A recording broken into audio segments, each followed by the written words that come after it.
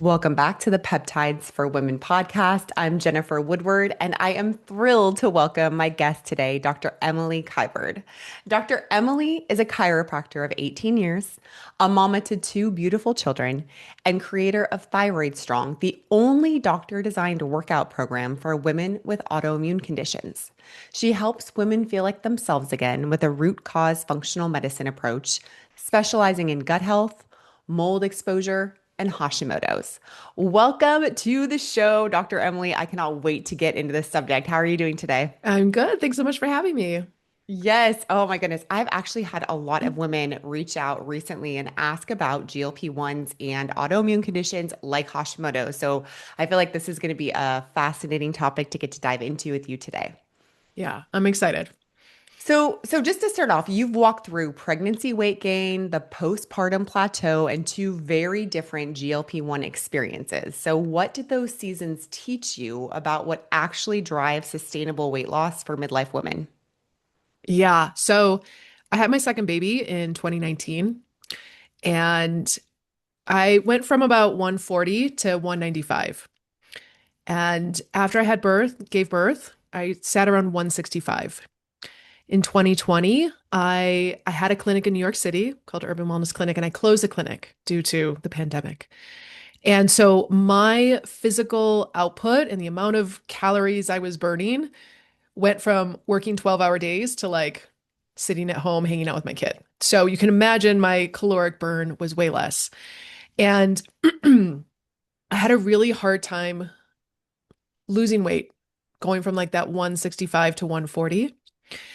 And on that, lifting weights, eating protein, I definitely went through a lull of closing my clinic. So I was probably moving less, lifting less, but still prioritizing my protein. And I just got stuck at 165 and I felt like puffy and inflamed. My brain wasn't super sharp. And I just kind of assumed it was because I had a new baby and I didn't have the business that I had worked on for so many years, for 15 years. And so my doctor, Dr. Gabrielle Lyon, was like, why don't you try this GLP-1? So this was in 2021. And I tried the like a tenth of the dose. It was such a small dose of semaglutide, and I could not get off the couch for 3 days. I was so nauseous and brain fog, like I just could not function.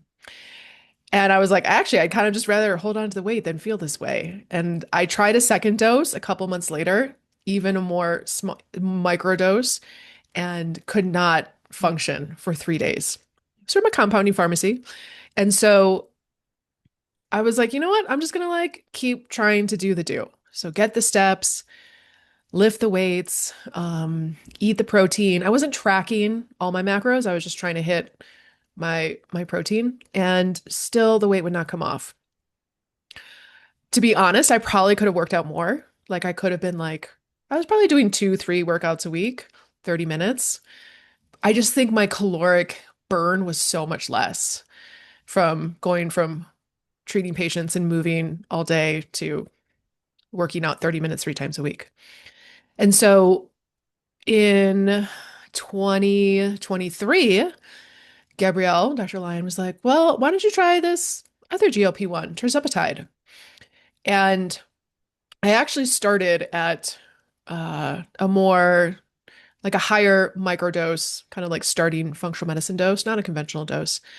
And the weight started to come off, but I think also a lot of muscle mass came off because I wasn't prioritizing my muscle tissue by strength training enough. And I also probably was not eating enough to keep my muscle on the bone. I was like, I had coffee today. I feel fine, you know? So I probably should have started with a lower dose and worked my way up. So different experiences. First time was massive nausea, could not function, which is like a mom of two. You kind of need to be present for your kids, right? You don't want your whatever you're taking to help you lose weight or to feel better to be taken away from life. And the second experience, tirzepatide, which I still take, very microdose these days, and we can talk about what that looks like. Worked better, but I did lose muscle mass in the process, even though I knew all of the things. And I think a little bit was a mindset thing of I just want to lose weight no matter how it comes. And so actually now I'm in a reverse diet. And I am, 145 grams of protein, 185 grams of carbs, and lifting really heavy 4 times a week. So it's been a really interesting journey, even for someone who knows all the things of protein, muscle, weights, So it's been a very interesting journey, and I wouldn't have changed it. Yeah.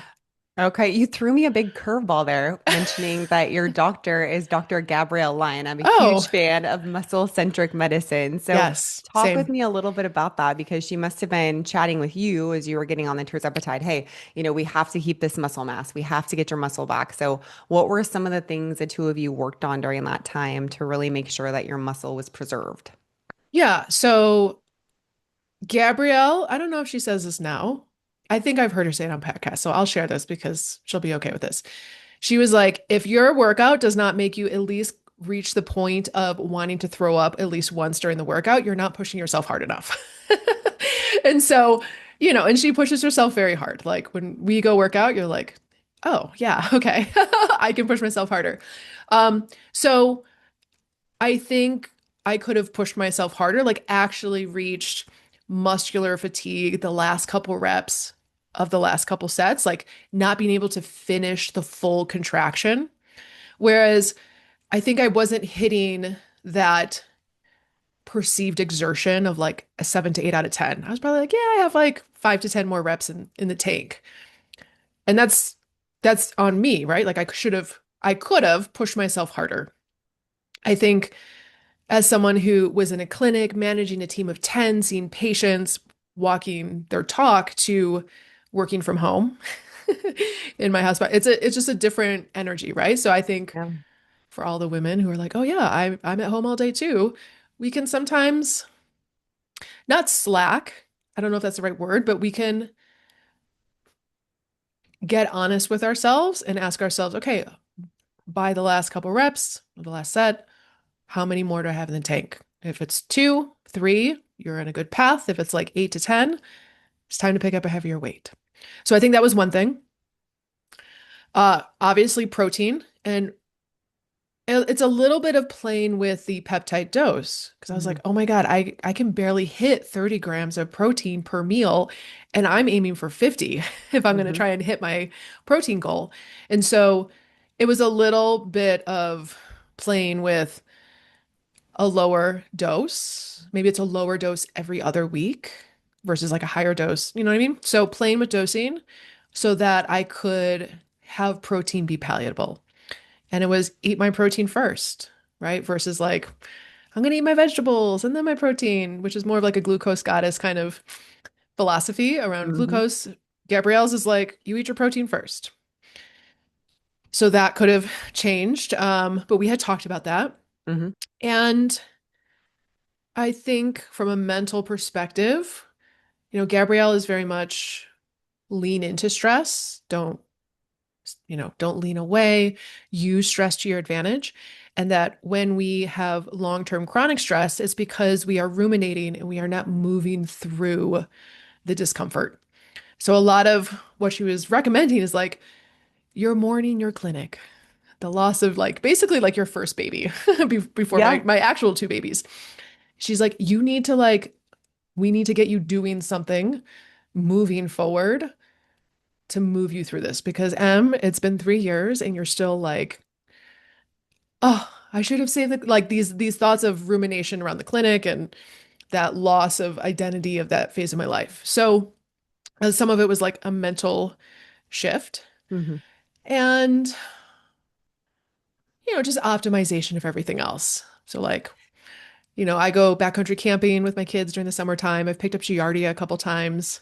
So peptides are amazing for, bloating and gut inflammation. But if you have Giardia there, you still have to address that as well. Your SOL, Yeah. literally. So yeah, but Gabrielle and I have been friends since we met in 2016. Yep. Okay, awesome. Yeah. There's two things I picked up on there that I do want to get really granular about. hmm One specifically would be, okay, 150 grams of protein. It's one of the most common questions I get from women. How in the heck do I get 150 grams of protein, especially when I have multiple children? I'm working, I'm trying to take care of a house. I have no time in my day anyway. That's like an extra job. Hmm. I think it depends on your starting point. So a lot of women come to me and they're like, I'm eating 90 grams. And you're like, I'm not going to jump you from 90 to 150. You're going to feel like you are full up to up to your chin. So I have people try to incorporate at least 10 grams more per day per week. So if you're hitting 90 grams this week, you're going to hit 100 grams next week, 110 the week after. I make sure their digestive capacity is supported Mhm. because a lot of people, when they increase their protein intake, can get constipated. So whether it's digestive support or betaine HCl or supporting their gallbladder. And then I think the other thing is it's a little bit of a choice, right? So you eat your protein first before you eat your other macros on your plate. And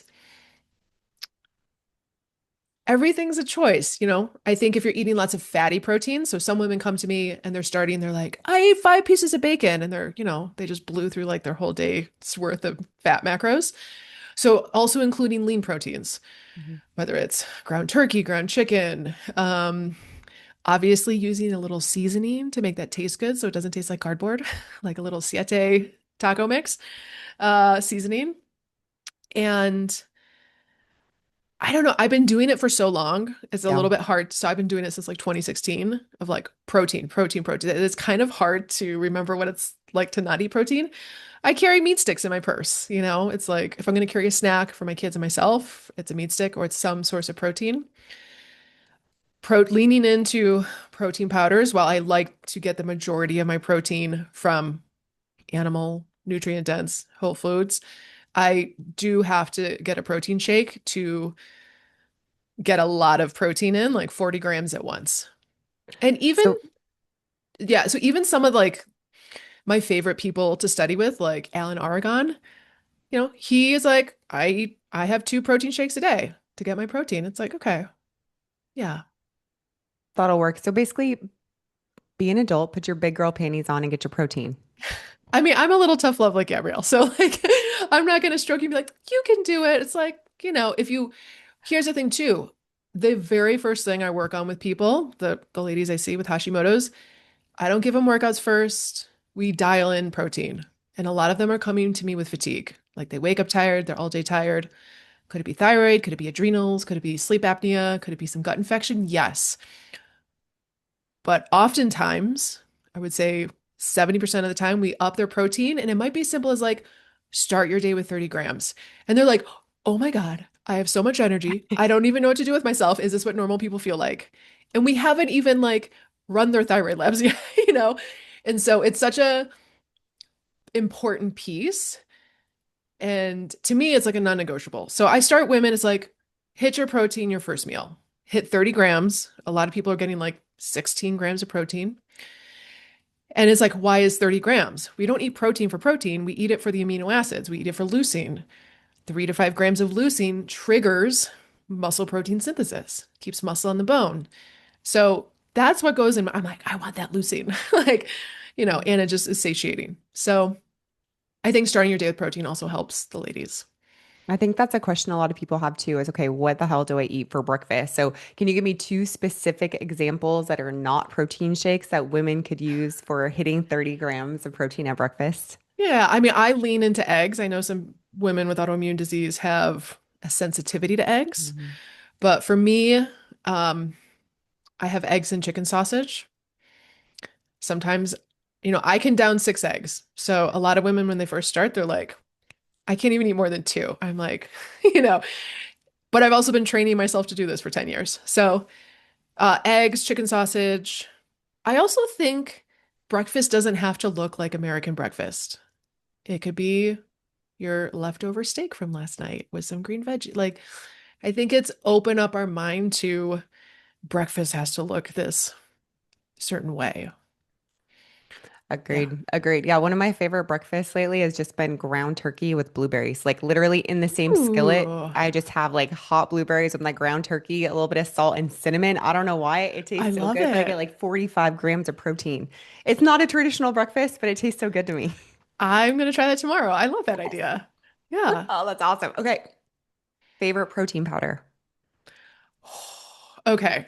So a lot of protein powders actually make me bloat, even if I sip it and swish it in my mouth and get all the, salivary enzymes going. The one that doesn't, which is surprising, is Mark Bell. He's like a big strength dude. His steak shake, which is actually a mix. There is some plant-based protein in there. There's some whey isolate, and then there's like hydrolyzed beef. It's like three different sources. Sometimes I use a quip. I've tried Designs for Health. I've tried a lot, and a lot of them make me bloat, but Mark Steak Shake doesn't. Um, from the research, whey is the highest absorbable. Mm. Plant-based, not as absorbable. Hydrolyzed beef would be kind of be in the middle. Soy, surprisingly, even though I don't love it for the autoimmune women, is higher up there with whey. If people have a dairy sensitivity, you could do whey isolate. Um, I think it's a little bit of trial and error. Do you have a favorite? Yeah, I actually have been using the Whole Feast protein powder. It's a nose to tail protein powder because I will Ooh, definitely, my stomach kills me on anything whey. So that's been a good one. My family likes the butter vanilla flavor is to die for. Yes, it has bones and blood in it because it's nose to tail, but you could never tell it tastes like a cake. I love it. So yum. So yum. Yes, yes. Okay, so those are really good specific things that women can take away and start practicing right now to get their protein. But you also brought up something very interesting with my clientele, obviously with your clientele, women with autoimmune disease. That stress component is such a huge part. I will have women stuck for years on the stress component. I tell them, if your cortisol levels are wonky, if your adrenaline's wonky, like your body just cannot get into healing mode. So I do like this concept that you brought up and that Dr. Lyon brought up that you can't just disregard your stress. You can't just get rid of stress in your life. Leaning into it might be a better idea. What does that look like practically? What are a couple exercises women can do to lean into the stress? Yeah, I think it looks a couple different ways. So it could look like nervous system regulation. So vagal nerve toning. So you're doing like vagal sweeps on your neck, or you're doing butterfly taps. Yeah, I'll do this if I'm like, if mommy's having a moment with her kids and I'm like, oh my God, okay, chill out. It's okay. It's okay. It's okay. Or butterfly taps underneath the collarbones and just like tell you like, I'm safe. So I'm good, whatever it is. EFT tapping. That's a physical stimulation of the vagus nerve to try and drop you into the parasympathetic, the rest and digest. When I have people work out, um, during their rest breaks between sets, I will have them hum or I'll have them sing. Because if we extend our exhale twice as long as the breath in, it drops us into the parasympathetic. So we don't just like sit on our phones during our rest break or just kind of sit there. We hum because it extends our exhale. And you really want the exhale to be twice as long out as the inhale. That's when, like box breathing, kind of like 4-4-4, actually doesn't drop you into the parasympathetic. You have to have that like 8 count out exhale. So that's one. I think the other one is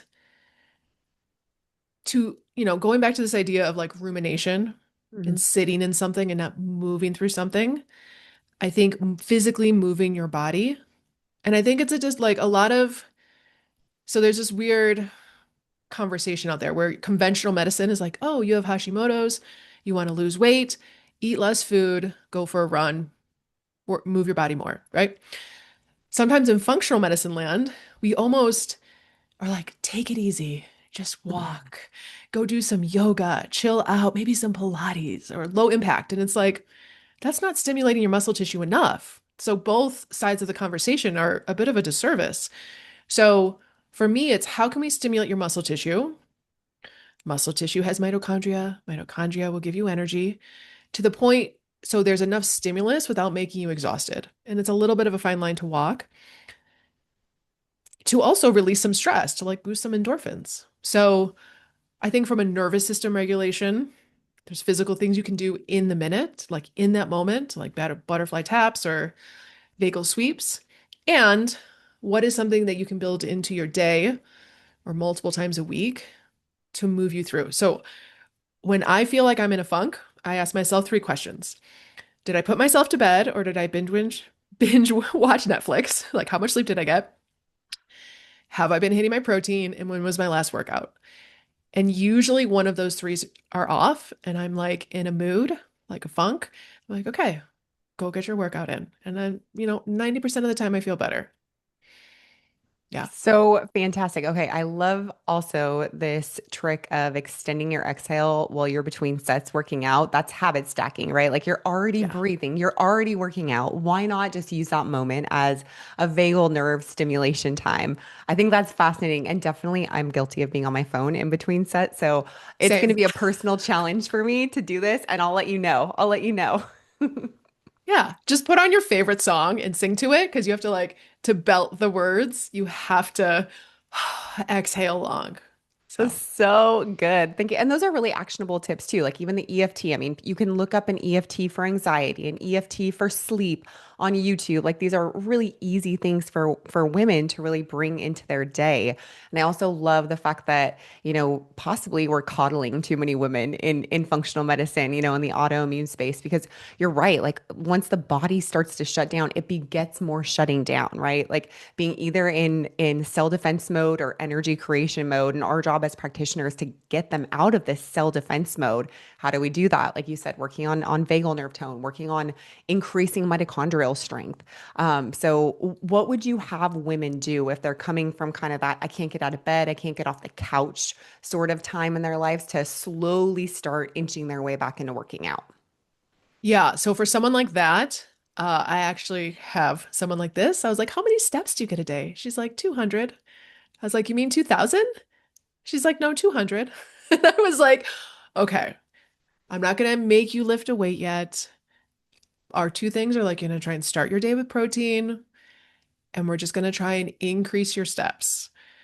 So she actually, she actually lost 15 pounds in like the first 2.5 weeks just by increasing her steps to 5,000 steps. Um, And she just did like she did a loop around her neighborhood for the first 10 days, and then she did two loops around her neighborhood the second 2 days. So it's like the goal is not to put so much on our plate that we're like, oh my God, we have all these things to do and I'm so overwhelmed and oh, I didn't hit it, so now I'm a failure. I'm just going to do nothing and like dive into the pantry. It's to give people wins, small wins, mm, microdose it. I have a client who got in a car accident. She has a concussion. She's doing PT for that. It really zaps her energy. So instead of giving her a full workout, I'm like, do 5 squats and 5 wall push-ups once every 3 hours. So maybe you get it in 3 times that day. So you're doing 15 squats, So I think that was a starting point. She's not doing that now, 6 months later, but it was like, oh, when I feel good, even by 1%, I crave more good things for my body and feeling good. And I'll say this, going back to the adrenal stuff, um, Dan Kalish, who has the Kalish Institute, uh, he reads a lot of adrenal cortisol, salivary cortisol tests. And he will say, even if they have flatline cortisol or, stage 3 adrenal fatigue, he's like, yeah, they can lift weights. mm, I was like, Kalish is saying this? I was like, okay. And he's seen like thousands and thousands and yeah. thousands of adrenal curves. So I think I was like, okay, like that, let me run on this. There's something to this. Um, so yeah, it's like, what can make us just like 1% better? Because when we move our body, it craves more movement, more Mhm. like it's like starting the cranks of the wheel, like it accelerates momentum. Absolutely. Okay, just little baby steps because you're right. Like that movement also begets movement. Like you just start feeling better and as your body feels better, you do want to do more. It's so beautiful to see. Yeah. And I'll say, like, for women, if they start working out, or if they're like, oh my God, I'm so tired. and I have a workout to do. Do 5 minutes, 10 minutes. If you're still exhausted, fine. Go do like go take a nap, whatever needs to happen. But after 5 to 10 minutes, if you're like, actually, I feel like 5% better, like keep going. 90% of the time you're going to feel better. Mm-hmm. Yep. So, for your own story, now you're lifting 4 days a week, you're walking daily with a weighted vest, but you also started supporting your recovery with BPC 157. So, tell me a little bit about your peptide story, how you transitioned from that GLP-1 to a GLP-1 GIP, and now adding in the BPC 157. Yeah. Uh, so I was originally taking BPC 157 supplement form for like gut healing. And then in college I played volleyball and suddenly at 44 I was like, "Hey, I'm going to start playing volleyball again."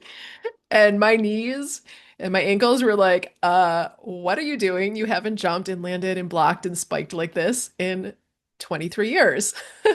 So I had joint pain and swelling and aches, and I've tailored my like I've programmed in jump training as part of some strength workouts and knee rehab. But I was like, here's this tool. Why don't I just also use this tool? Injectable better for joint pain, pill form better for gut inflammation. Why don't I just use it in a different form and see if it helps? So I've been playing with that and it has helped. I played in DC 2 weekends ago. It was like all day, 5 matches. Some games went to 3 games. I didn't get subbed out, even though I asked for a sub because I was like, can I just like rest for a sec? And I was like hurting after. And so I just did all the things. It was rehab, at being a chiropractor, knowing lots of rehab, soft tissue work, lymph drainage, contrast therapy between like cold plunge and Mm. sauna. And BPC was just another tool in the toolbox. So, Yeah. yeah, and it Things you didn't have helped. to do in college. Yeah, yeah. Things my college self was like, that's a waste of time. That seems so silly. But my 44-year-old self is like, this is a non-negotiable. So, it's been good. It's been good. Okay. Love And it. And congrats on getting that done. What's your position? like I'm outside hitter. Hmm. So I'm like position 4. Yeah. But I'll tell you straight. So my husband plays soccer 4 times a week, played in college. He stepped in a hole on the field, sprained his ankle, like purple, like inversion sprain purple, swelling. I was like, oh man, this is gonna be like 3 months of rehab. But we did all the things, like all the things I had mentioned that I did for my knees. But he injected BPC 157. He sprained his ankle on Thursday and he went and played a game on Sunday. And he's like, I feel great. And I was like, okay, like easy, Tiger. But he has continued to play and the swelling's come down. He's not limping. And I was like, wow, this is like pretty. He's like, I think it's the BBC 157. So I was like, yeah, I mean, just if it's working, keep going. Oh my gosh, I love it. I know. My son had a football injury, hurt his calf muscle, and came home and my husband and I were like, all right, let's just give him a shot. So we give him a shot. Literally 30 minutes later, he's like, that stuff is amazing. He's like, I already feel better. I cannot believe how fast it works. I used it after my wake surfing accident this summer when Mm, I popped my sciatica, like my glute muscle. Man, it hurt so bad. I came home. I was like, I know just the thing. Like I will be giving myself shots every single day until it feels better. And I'm so thankful for the anti-inflammatory effects. I also take it I take an oral form too, just for gut health. But yeah. man, I love that shot of BPC 157. Yeah. And I think, a lot of women with autoimmune condition have joint pain. Yeah. Is it Is it the inflammation from, whatever's driving thyroid antibodies up? Is it estrogen dominance and hormonal imbalance that needs to get addressed? Yes, address those things. But also, here's this tool to kind of take the edge off. Yeah, and I do want to talk about that a little bit because obviously you're using peptides in your practice. We know that BPC 157, TB 500 are anti-inflammatory. Are you also using GLP-1s for their anti-inflammatory effect with your Hashimoto's patients? Yeah, I am. I see a Hmm. lot of people with mold exposure who so they have Hashimoto's, they have gut issues. They obviously have hormone issues. They've seen people that are gut and hormone specific, but they're like, I'm still not feeling, like at 50%, if that. And we start to kind of dive into some environmental load, mold exposure being one of them. Obviously, with mold exposure, well, maybe people don't know this, but with mold exposure, weight gain can like happen like overnight. People are like, I literally gained like 25 pounds in a month. And you're like, you didn't, that's not, this is not a calories in, calories out thing. And mycotoxins get stored in the fat tissue. So once you start to lose weight, it is releasing this environmental load that needs to get bound to and moved out of the body. So sometimes when people do lose weight, they don't feel good. So yeah, for Hashimoto's, typically joint pain gets better. Some women are like, oh my God, I, took tirzepatide and literally the next day my belly's not as bloated and nothing else really changed. For the women who are mold exposure, very microdose, uh, to help with brain fog, inflammation, joint pain, weight, moving it slowly, not too fast so that their body can detox properly. Super powerful tool. Yeah. Absolutely. Very interesting. So, and that is your specialty, like gut health, mold, Hashimoto. So, in the peptide game, are there other things that you will layer on once a woman has her foundations met? Maybe we should talk about what the foundations are for you besides protein and lifting, what some of those Yeah. other foundations look like, and then what else would you layer in for your woman? Yeah. Other foundation, I call this like the four corners of the house. It's like protein, lifting, sleep. I'm sure a lot of women you see as well, they're like not sleeping or they're waking up and it's like, okay, is it hormonal? Is it a histamine response to mold? Is it parasites? Is it sleep apnea? A lot of women come to me with sleep apnea. So sleep is one of the four kind of corners of the house, and then nervous system regulation. Especially with mold, you have to regulate because just going through that process is very dysregulating and can exacerbate a histamine response. So those are the foundations that we work on. Um, I will lean, so there's injectable glutathione if someone can handle it. Some people can't even like handle liposomal glutathione. Some people come to me really robust, and so we'll go there. Um, I find it more effective than liposomal glutathione if Yeah. their body can handle it. Um, Typically I'm leaning on like tirzepatide, BPC 157, TB 500. Um, those are my go-tos, Yeah, actually. great. Yeah. I love it. Simple and effective, right? Like get the Yeah. foundations, nail those foundations, and then the peptides can just enhance everything else that you're already doing. And I'm Yeah. curious too, just because most people, have an affinity for what they're practicing with clients because of their own past. So, did you have mold issues? And do you have Hashimoto's?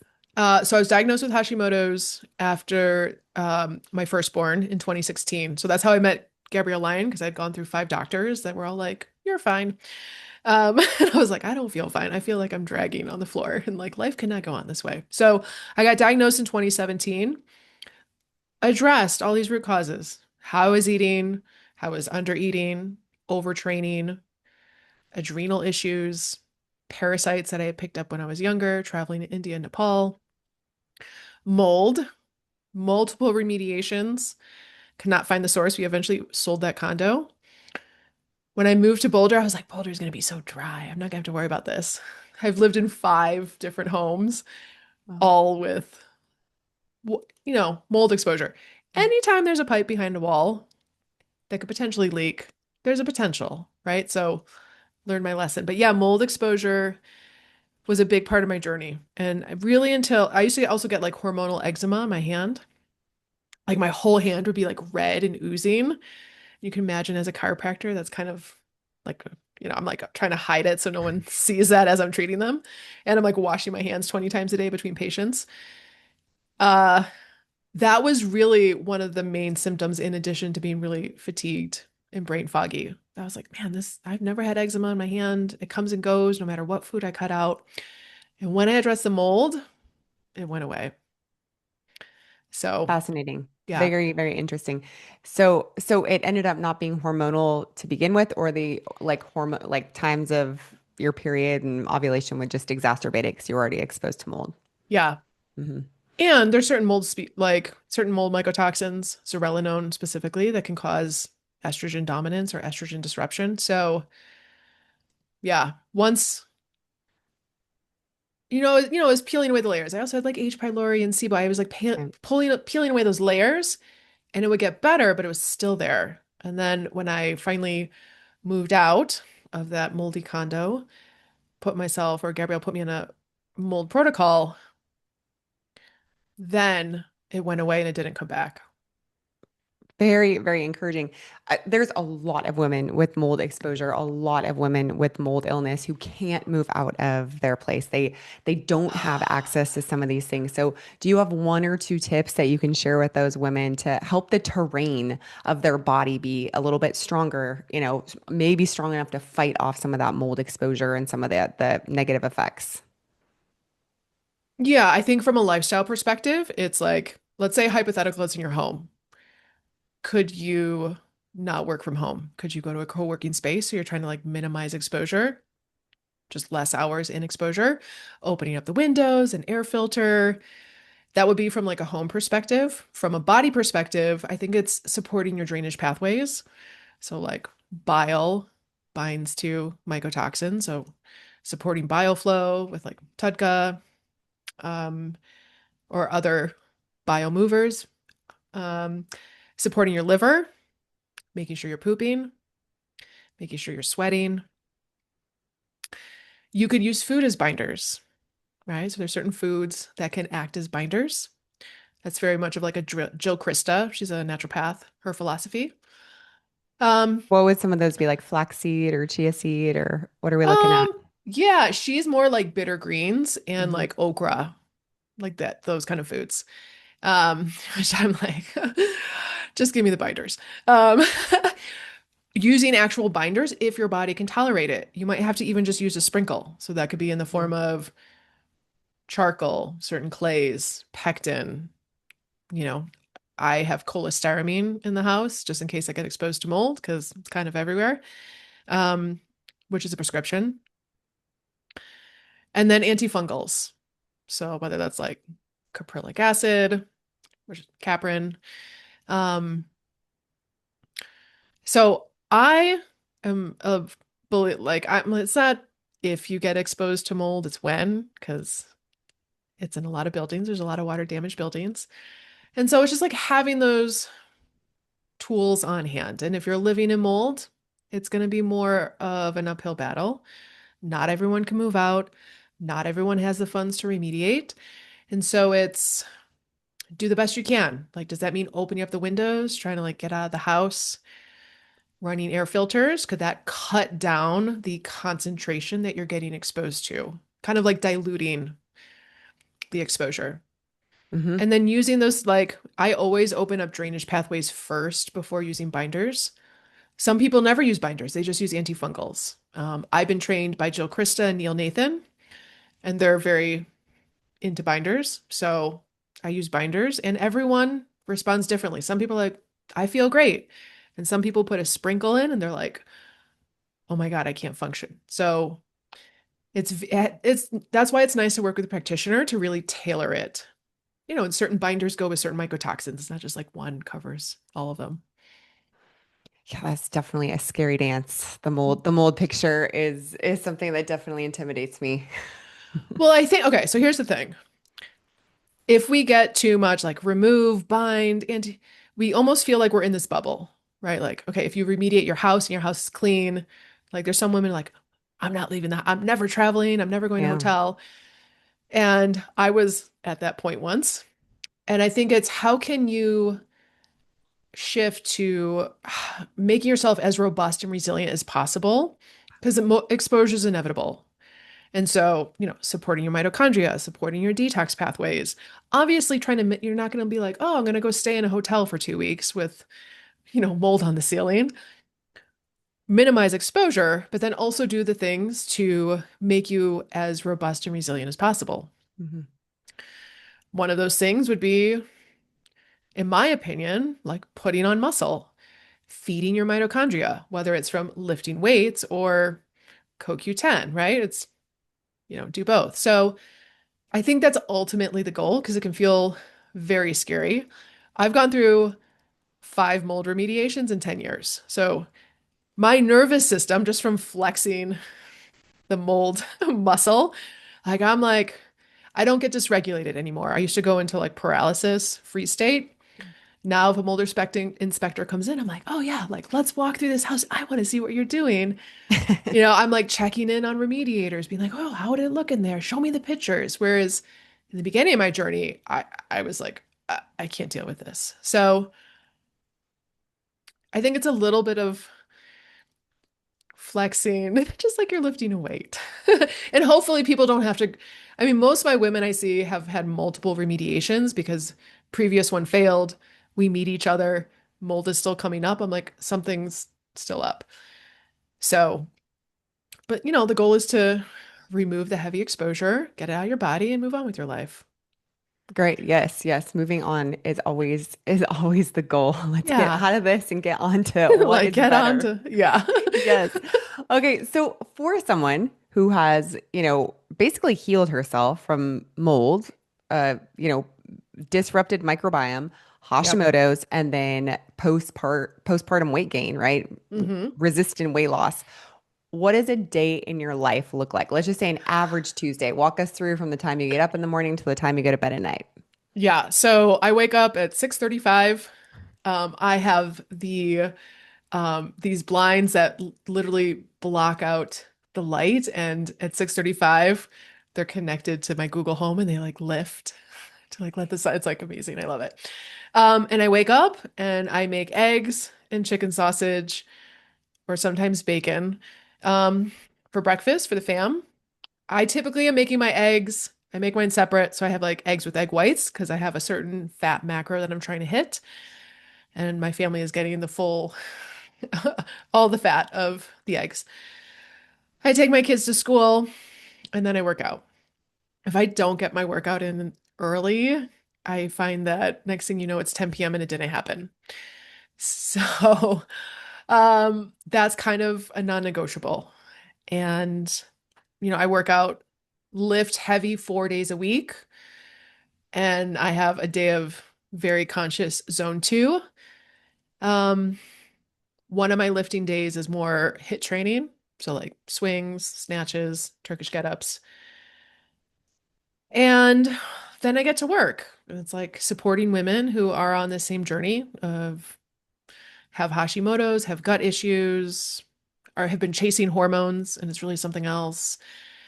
And then I typically have lunch with my hubs. Typically, I meal prep on Sundays and Wednesdays. And so it's like there's 3 proteins, there's 3 veggies, and there's either rice or potatoes in the fridge. Because the women who have to make every single meal from scratch are literally in the kitchen all day and they hate their lives, especially the mothers, in my experience. So sit and have lunch with my husband. I typically take a walk with a weighted vest to help regulate my glucose. And then I work some more, and then the kids get picked up at 3. It's a very compressed work day. It's like kids are at school, it's go time. And I'm trying to make something for when they come home because I find that when my kids come home and they're just like hungry and they're looking in the pantry, they're going to choose, I don't know, some gluten-free carby thing versus something with protein. And then it's after school. It's like gymnastics or soccer, bedtime routine, and then usually I work a little bit more. I would say the one thing I'm really trying to work on is getting more sleep. I'm a good sleeper, like I get good deep sleep, but I think just trying to squeeze in work after my kids go to bed. It's like, next thing it's like 11, 11:30, whereas I think in dream world I go to bed at like 10. It feels a little bit like Groundhog Day, but I think in this season of life where my kids are 9 and 6, my wants are very simple. I'm like, I want it to eat protein. I want to eat, like have a good steak. I want to lift weights. I want to walk in the sunshine. I want to do meaningful work. Yeah, I want to love up on my husband and I want to play my drums. Like I think younger Emily was like, oh, I have to like go to this exotic island once it, like different seasons of life. And my wants are simple. And I think my older self, prioritizing myself was very challenging because I was seeing so many patients a day. It was like work was always first. Like if someone needed something, I was like, I'll do it right now. Versus now I'm like, well, actually, I work out from 9 a.m. or 8 a.m. to 9 a.m. And then we can jump on a call or jump in my messages and help my women. And it took me 44 years to get there. Long Mhm. time. But I think the women who are successful in potentially putting their Hashimoto's into remission, and even if they don't put it into remission, they're feeling better, they have energy, it's because they are willing to take care of themselves first. Because I have women, they literally get cringy when they think about taking care of themselves first. They think it's selfish, it's taking away from their family, it's taking away from their church. Like if someone at their church needs to have a conversation, they'll drop middle of a meal prep and go have, and I'm like, that conversation's still going to be there 2 hours later. Like, do your meal prep, take care of yourself, nourish yourself. So that's been a journey for me. And then also, you know, something I've noticed in the women I help. I think that's so fascinating. I almost feel like there's a switch in a woman's brain that won't click on to accept that fact that they have to take care of themselves until they're past 40. I don't know what it is in our 30s. We're like, no, I can do it. I can do it. I can do it. And then once your body shuts down, your hormones shut down, your adrenal shut down, your thyroid shuts down, you're gaining weight. You're like, oh, actually, I can't do it. I kind of need some help. And having women understand that it is not selfish to take care of themselves because, and for this reason only, women have so many other people who depend on them, right? If we are not I wouldn't even say top physical condition or peak physical condition, I would just say reasonable. If we're at reasonable physical condition, I mean, we aren't going to be able to do all the things that we're called to do as women. So, having that conversation with my girls and explaining to them like this isn't because I think that you need a spa day. It's because I know you need Right. the resilience and the energy to take care of your kids and your husband and your ministry and your work and your home. And so, reframing it, I think for myself, around the age of 40, and then for a lot of my women, has been a lot more helpful than women just being like, oh, I got to go get my nails done, like go, book a massage.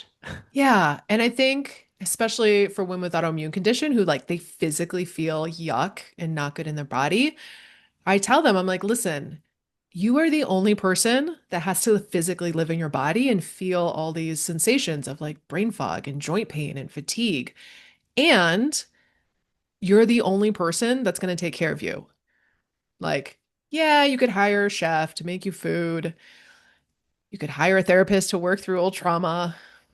When it comes to lifting weights, like you can't hire someone to do that for you, really. You have to like put in the reps. And so I try to frame it around that as like, no one's going to take care of you but you. And on the flip side, yeah, you can go have that like drop everything and have this conversation and help someone out, but you are still going to have to physically live in your body and feeling yuck. So like might as well do something about it and take care of yourself first so that you could then serve that person better in that conversation you have or, you know, be more present with your kids. I think in my 30s, I was like, oh, you have a problem? Put it on my plate, even though it's like overfloweth. And I think in my 40s now, I don't know if it's heading, I mean, heading into perimenopause. Yes, I look at my labs. I'm like, oh yeah, oh, those are decreasing. Um, but like my BS meter, like I have such little tolerance. Like if someone's like like my girlfriend's complaining, I'm like I don't have time. Let's move on. Let's go do something about it. Take action. I'm also a Capricorn. Maybe that's part of it. I don't know. So, but I think it's yeah, maybe it's midlife. So Hmm. like midlife for me wasn't 40. I feel like at 44, I was like, whoa, it's half my life over. Like, and Yeah. just what's really important um, in this phase of life. And I think, going also back to the idea of like the simple wants and needs and taking care of myself and doing meaningful work, maybe is part of that as well. 100%. I love this. What a great discussion. Okay. I want to talk to you for another 3 hours. I'm sure people want to hear about this for another 3 hours, but I'm just going to have you back. Where can people find out more about you, your practice, and how you help women with thyroid disease, mold, and gut issues? Yeah. So I'm on Instagram mainly, thyroid.strong. I have a podcast called Thyroid Strong. And then my website is dremilykiberd.com, my name. So, and it's thyroid strong. It's not like thyroid week or thyroid take a nap because I really think we as women are are strong, are resilient, are robust. We just happen to have an autoimmune condition. It's not that we are our Hashimoto's and we have to like sit on the couch and be tired. It's like we can take little steps to feel better and get more energy and be strong. And our autoimmune condition is not our identity. We just Mm, happen to be a woman who just happens to have an autoimmune condition. So, I love yeah. that reframing too. It puts the power back with the woman for sure. Yeah, Yeah. 100%. Well, thank you, Dr. Emily. This has been so much fun. Really appreciate it. I think it's going to resonate a lot with our midlife women. So I appreciate your time today. Yeah, thank you so much. It was so fun.